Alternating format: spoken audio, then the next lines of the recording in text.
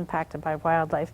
We can't expect that a survey that we might have done 5 or 10 years ago of a snook angler is going to be exactly what a snook angler wants today. So economics is a social science that studies how society meets competing demands for goods and services in the face of limited resources.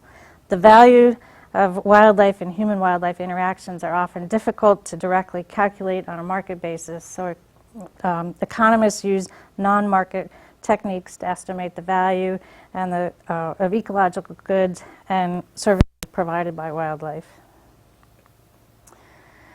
HD methods, the most common type is a systematic scientific inquiry. This usually starts with a qualitative part where the social scientists will go out and hold focus groups or open-ended interviews, even participant observation. They might do content analysis of newspaper articles to really understand what the issue is and to help narrow down that research focus. And so the second part would be more of the survey, which is employing sort of rigorous survey design, sample selection, statistical analysis, and surveys can be applied in online surveys, mail, telephone, or in person. And each of these methods has its pros and cons, and we need to really understand what those pros and cons are so we decide which is the most appropriate method in each instance. I mean, always just running out and doing a survey isn't the answer, and that's one of the things that we're struggling with at FWC is that it's cheap and easy to put up a survey on the web, but that may not be the most appropriate way to get information that you really need. And again, there are many methodologies of stakeholder engagement. Agencies are using advisory groups, like we have deer management technical advisory groups or gopher tortoise advisory group. They use focus groups, public meetings, one-on-one interviews, and this is all to better understand stakeholder needs and concerns. Progressive conservation agencies and FWC is considered one of the leaders in the area of really engaging with stakeholders. These agencies, the progressive agencies, really value stakeholder input highly, and they put a lot of resources towards it. And so as these agencies, they are getting better at anticipating stakeholder needs, and stakeholders are getting better at understanding when and how to engage with state agencies.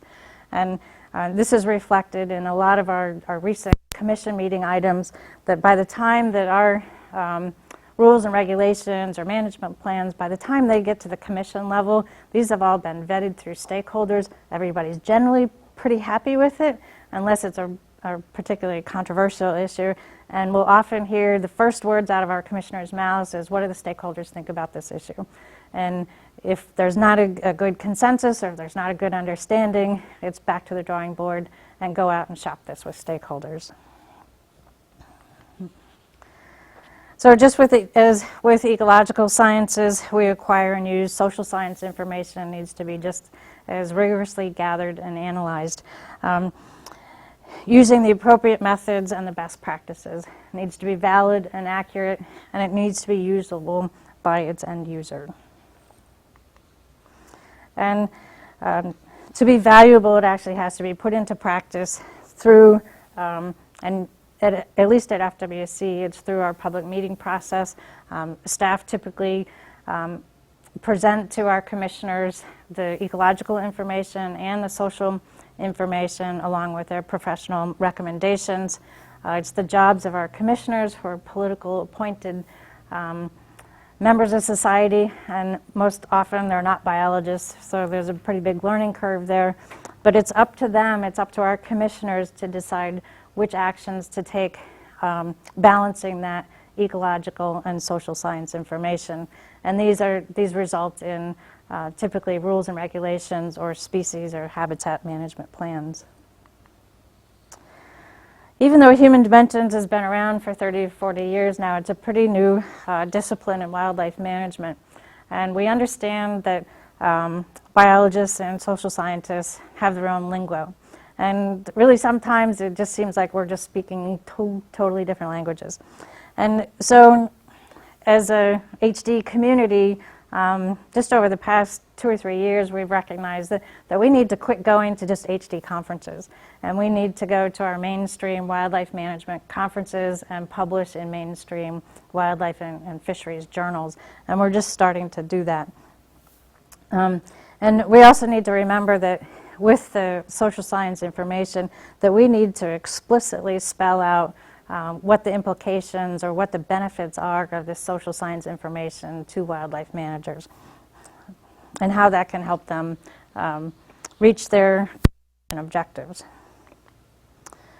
And thankfully, our internal agency culture and composition has changed, and we're not just a bunch of middle-aged white guys anymore.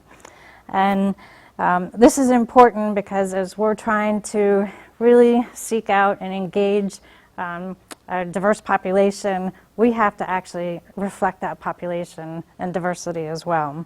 So this presents a challenge to some agencies in that we have to seek out and develop new skills.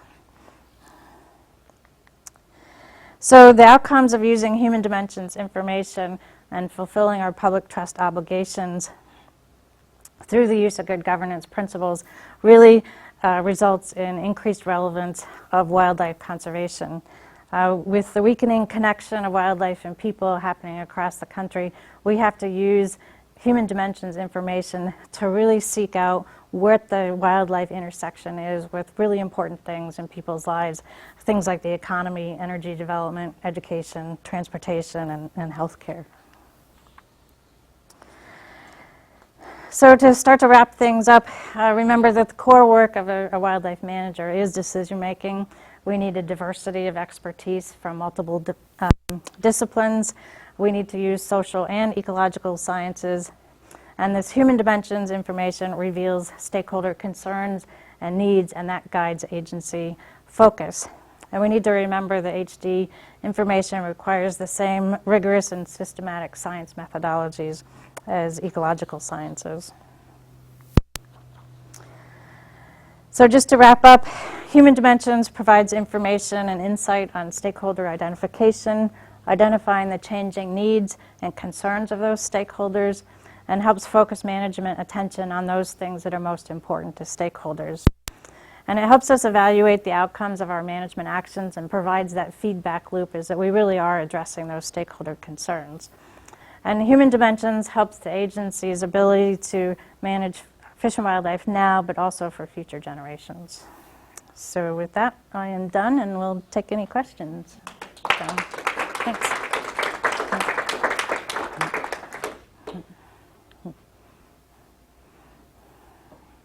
Hey. Mm-hmm. How much do you think managers take on kind of a bicameral or a narrower view of an issue when there are opposing stakeholders that organize so that there are basically two voices on either side of an issue? Are those two organizations with their own agendas really representative of the public at large in the eyes of, say, the FWC commissioners? An example would be the boaters versus the Save the Manatee, Right. for example. Well, I think it's important to realize that not all stakeholders are equal. That a stakeholder could be, somebody's grandmother that's, lives in a condo in downtown Miami, and she really thinks panthers are cool, and we should be doing everything to save the panthers. But there's also a ranch owner that lives, 200 miles away on a ranch who's, had calf depredation from panthers. So the rancher is actually receiving a greater negative impact from the panthers than the old lady sitting in the condo. So you can't weight those stakeholders equally. And I mean, that's a really complex issue, and there's no simple mathematical way that you can do that. And I think that it takes a lot of understanding and sort of background research for staff to understand what are the true impacts to different stakeholder groups. What's the potentially hidden agenda behind people's opinions and attitudes about this particular issue. Sometimes it takes education to really figure out what the root cause is. I mean, sometimes it's a social conflict that really has nothing to do about the wildlife, but it's just the wildlife gets caught in the middle, and it's kind of a surrogate for that argument. So it's not an easy thing, but it's something that staff are getting better at, sort of picking apart the issue to really understand those issues. So one of your early slides had some of these core principles of the public trust doctrine, and one of those was treating all, I didn't use the word stakeholders, but essentially treating all stakeholders equally. I'm just curious what the genesis of that was. Well, it's not privileging one set of stakeholders over another, and it kind of gets a little bit to your issue too. That it's not as evident in Florida as it is in some other state agencies, particularly in the West, where hunters are, just a huge voice in not only just in the fish and wildlife community, but in general politics as well. And so there's kind of a myth that the hunting and fishing community fund wildlife agencies 100%, and that's just not true. I mean, there are some agencies that have a very high percentage of their budget paid by fishing and hunting licenses, but that's not the case across the board. So that principle that we're proposing is that just because a hunter pays a license fee doesn't give him special privileges over somebody who's out there bird watching. So that's where that comes in. Do you think we do a very good job of that? I think we're getting better. It can be very politically charged discussion. I think Florida does it as best as any states. But, and Jen and I were talking a little bit earlier about sort of my role in the agency, and one of my roles is really to help staff step back away from what they're doing. I'm sure that all of you get so focused in on your critter or habitat of interest, and that you just put your head down, and that's all you think about, and that's fine. But sometimes it's really important to step back and understand why you're doing it, and having that human element incorporated into that. And so that's part of my role, is to sometimes force people out of their little environment and think about why we're doing this. Mm-hmm. When I get forced out of my little niche, I have to actually stay in my little niche to keep from getting so overwhelmingly depressed that as I work with reefs. Well, and I mean, I can feel your pain, and I hear that a lot. But it is important to sort of recognize why we're doing this as a society, and what we're trying to achieve, and not forget about that. And I know that struggle. Most biologists that I know are somewhat introverted. I mean, we went into this field to not talk to people, and so it's a challenge for us in management agencies to know that we now have to go out and talk to people and understand what their concerns and needs are. And within FWC, even 10 years ago, when leadership said, go out and talk to stakeholders, it was like, no way in hell, we're not doing that. And now it's just a part of what we do. And so it's been a pretty major cultural shift in the agency. Do FWC's legal authorities require you to go out or take into account these social and economic considerations, or has the agency just gone out and done that more on its own? I've not heard a reference that says we legally have to do it. I mean, it may be there somewhere, and I'm just not aware of it. When you talk about the public trust doctrine and the case law behind it, that there's actually very little case law that applies to wildlife management. But wildlife management has taken the principles of public trust and applied them, with there being very little I guess, legal force behind that. So, Jen? They're Oh. managing a common resource, Right, or we're managing. right. Mm-hmm. So I'm just curious how you deal with this lack of knowledge or this recent consumption of new knowledge that changes people's opinion. I mean, shy of going out and taking a survey every 5 minutes. How do you address that? So, you know, someone sitting in their condo somewhere might not care about this little frog that lives in the rainforest, but then they read an article and they say, hey, oh my gosh, this thing just went extinct, or there's 2 more of these left in the population. I mean, how do you deal with, and now all of a sudden they care about it. So how does human dimensions, how is it, I guess, informed by the very, very rapid change in someone's opinion about the value of wildlife? Especially now that we can hear about this stuff all the time, but we might not have heard about it previously. Right. Well, and that's a challenge, and that comes back to impacts, that impacts-based paradigm that helps focus agency attention.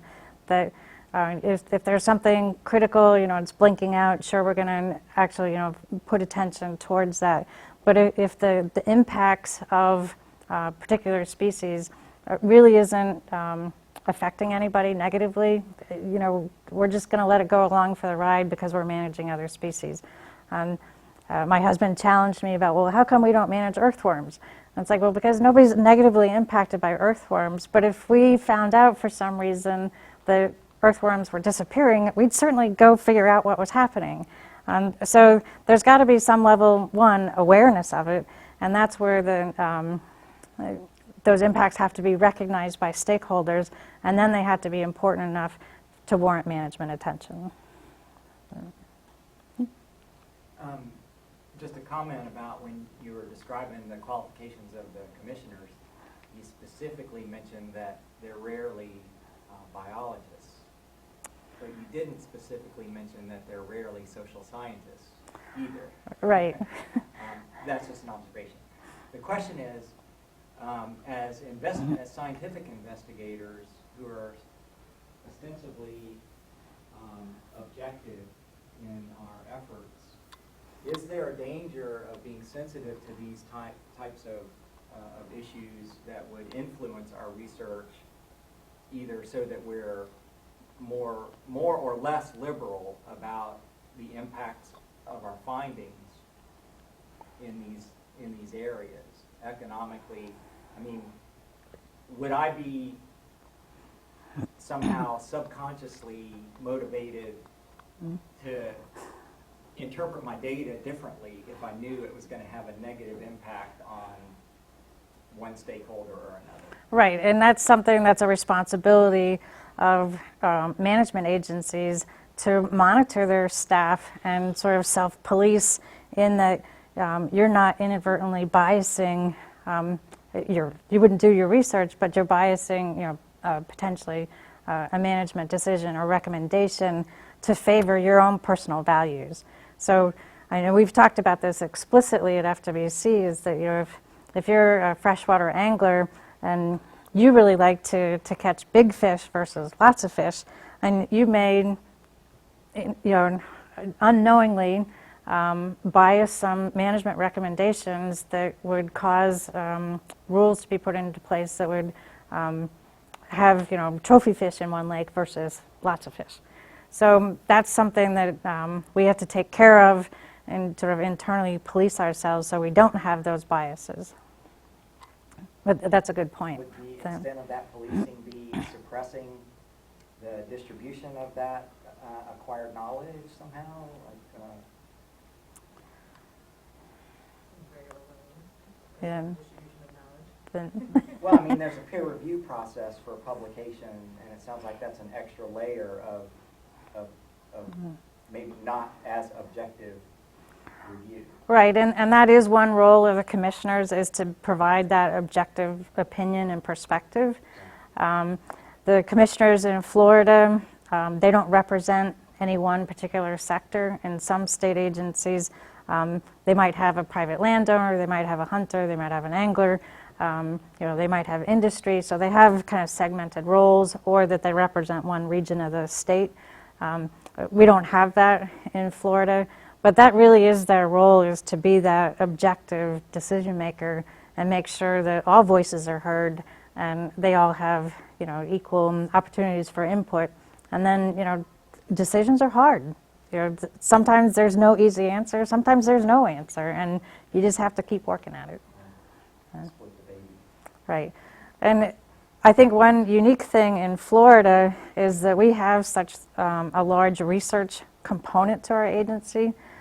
Most state agencies, might have a handful of researchers, or they're playing that dual role of research and management at the same time. And that's where that might get into play, as to your question, is to, the personal values and biases might sneak into that if you're playing that same role. Does FWC, don't they divide responsibilities when there's a science side of the house, there's a management side? Right. And that, Management's clearly already, at least more outcome driven than the science. right. And that was done very explicitly, is to separate the research components from the management components so that the research has that objective view. So, I mean, there's pros and cons to that. I think some of the, on both sides of the house, would benefit from a little bit more interaction for the researchers to understand management implications, and the other way around is for the managers to really understand some of the constraints of the research. So. I know that as a scientist,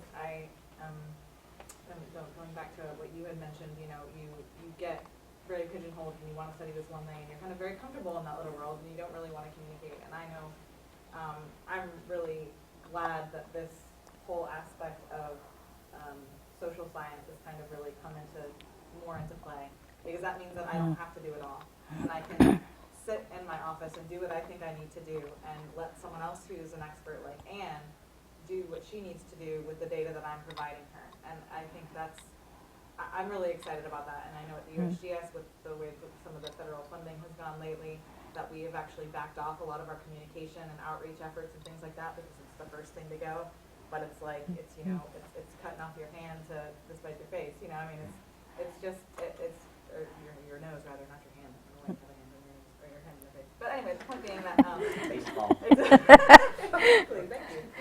But the point being that I think it's really good that there's more synergy between these two different disciplines, because it's so important. It's not something that I'm ever going to be an expert in, and don't really have the time to be. But knowing that people like you are out there kind of looking out and making sure that these connections are being made, and really, truly, fully understanding the true spectrum of opinion that exists, makes it a lot easier on the science that I appreciate. And that is another sort of cultural change in wildlife management areas, I think, both at the state and federal level, is this recognition that there's the rare person that can do, the hard science plus do all this communication. And that's why we're hiring, education experts and communication experts and marketing experts, and having this broader suite of expertise brought into the agency